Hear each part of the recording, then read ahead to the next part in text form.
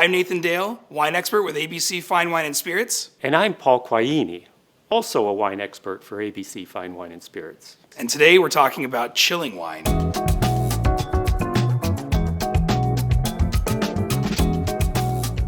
I'm often asked, should wine be chilled? And the answer is yes. You can go many different ways with chilling wine, but most Americans tend to drink their wines warmer than they should be. You want your white wine to be light and crisp and refreshing. So to put a chill on it does exactly that for the white wine. Red wine, on the other hand, if you chill red wine too much, you mute the flavor, you accentuate the alcohol, and it's just not a pleasant drinking experience. So the bottom of the temperature spectrum is going to be probably 45 degrees. And those are for unoaked whites, lighter bodied whites, aromatic whites. And as you continue to climb into rosés and fuller bodied whites, you can be in the upper 40s, low 50s. Light bodied red wines like Gamay, Pinot Noir, some Nebbiolo and Sangiovese can be in the upper 50s, and when you get into big, bold red wines, that's when you want to be low 60s and increasing into what we would consider ambient temperature, which is the low 70s. The heavier the red wine, the warmer it can be, but you don't want true room temperature. It's just going to mute the flavors.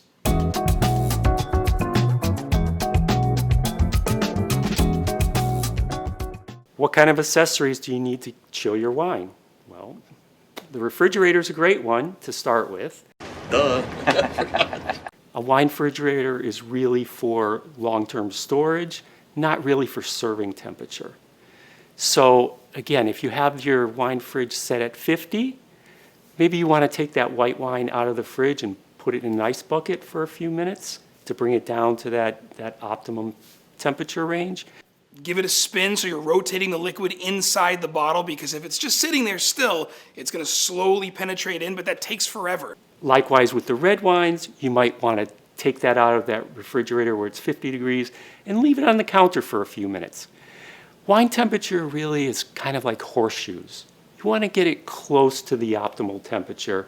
It doesn't have to be perfect. A good rule of thumb is if your wine is too cold, it's going to warm up. Right in your wine glass. Simple. Never let your wine get too warm. That's a no-no, definite no-no, whether it's red or white.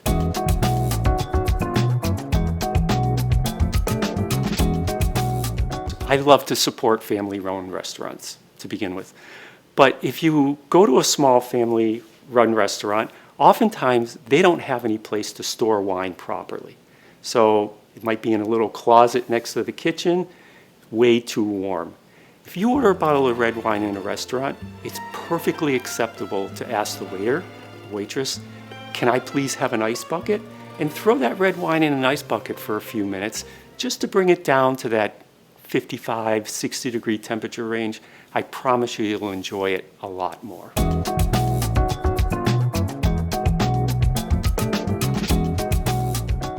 I've had guests ask me, is it okay to put ice in my wine if it's too warm? Please don't do that. You're just diluting the wine, ruining it. Take a few minutes to chill it down in the ice bucket. You'll appreciate the advice.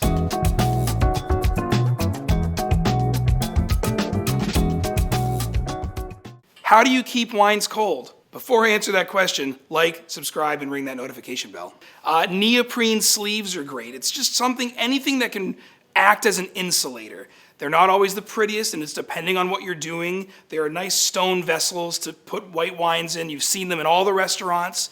And I like those because they look nice, and they offer a tiny bit of refrigeration, just enough to get you through your meal or whatever it is that you're doing at your gathering. So now that you're comfortable chilling wines on your own, come visit one of our ABC Fine Wine and Spirits locations across the state of Florida, or visit us online at abcfws.com. And check out some of our other videos.